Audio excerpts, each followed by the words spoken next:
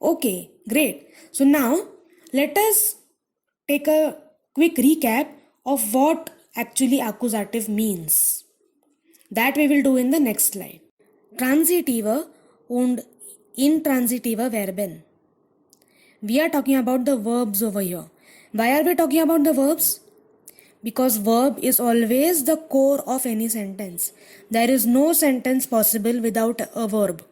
A verb has to be there in the sentence. So the things about the sentence are decided by the verb of the sentence. So accusative case also is decided by the verb of the sentence. So let us look at here two columns, left side column and right side column. Let us read out the sentence in the left hand side column first. What are they? Ich fahre. Maya schwimmt. Wir gehen. So, here there are only two things present in the sentence. One is the verb and the other is the doer of the verb, that is the subject of the verb. Correct? Doer of the verb is the subject of the verb. So only subject and verb. Two things are there in the sentence. But is the meaning complete? Yes. Even if we do not write anything else in the sentence, the meaning is complete. These verbs do not need anything else to complete the meaning of the sentence. Such verbs are called intransitive verbs. Intransitive Verben. They do not need any object to complete the meaning of the sentence. Just the doer is enough. Now let us come to the right hand side of the table, the right side column. Let us read the examples. Ich habe einen Kuli. Pia braucht eine Schere. Here, let us try to read out the sentences just with the subject and the verb, like it was there in the left side column. So what will it be? Ich and habe. Is the meaning complete? I have. No, the meaning does not seem complete because automatically the question comes, what do you have? If I just say I have, the meaning is incomplete. Obviously the person will ask me, what do you have? So the meaning is not complete just by the subject and the verb. I need an object to complete the meaning of the sentence. Correct? Let us look at second example. Pia braucht eine Schere. If I just say Pia braucht, Pia needs. Is it complete? No, the meaning does not seem complete. Pia needs. Obviously the next person will ask me, what does Pia need? Correct? So the meaning is not complete just by the doer and the verb. The object is inevitable or it is needed in the sentence. The sentence meaning is not complete without the object. Such verbs which need both the subject and the object are called transitive Verben. Transitive verbs. They need an object to complete the meaning of the sentence. So, let us read more two examples. Hannah liest ein Buch. Hannah is reading a book. So Hannah liest. Hannah is reading. The meaning does not seem complete. Person will ask, what is she reading? So we need an object. She is reading a book. The book is an important part of the sentence. So this verb also needs an object to complete the meaning. So it is a transitive verb. Karan kauft einen Spitzer. Karan is buying a sharpener. If we just say Karan is buying, what is he buying? That is the obvious question. The meaning is not complete. So we need the object. We have to tell what Karan is buying. Karan kauft einen Spitzer.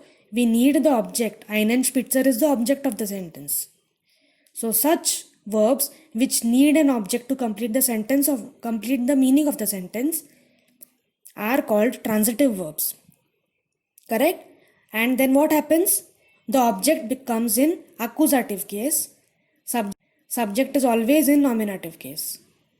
Let me repeat. Subject is always in nominative case and the object is in accusative case. It is in accusative case means what happens? Article changes, and that too just for masculine nouns. Cooley and Spitzer are masculine, so it became einen. Scherer is die, so it remained eine, like in nominative. And Buch is das, it remained ein. So it is an accusative means what happens? The article changes. Correct? Great. Subjekt, das heißt nominative. Und Objekt, das heißt accusative. Subjekt und Objekt means subject and object. Okay? So the previous examples that we saw, we are just going to look at them in detail. Let us look at the first sentence. Ich habe einen Kuli. What is the verb? Always you have to locate the verb first. First see where is the verb in the sentence. What is the verb over here? Habe is the verb. So just I have ovaled it. We are going to fix this forever. We always put a circle for verb and a square for subject. Okay? So what is the verb over here? Habe is the verb. And who is the doer? Haben means to have. How to guess the doer? Just ask who is having. Who is doing this action? To have. Who is having? Ich. So ich is the subject of the sentence. So I have put it in a square. Correct? And if you see properly, there is a small dash between the square and the oval. Why? Because the subject and the verb do not leave each other. They are always together. So I have put a small dash to connect them to show that they are always together. So ich is the subject and habe. Einen Kuli is the object of the sentence. You have to just ask, what do I have? I have a pen.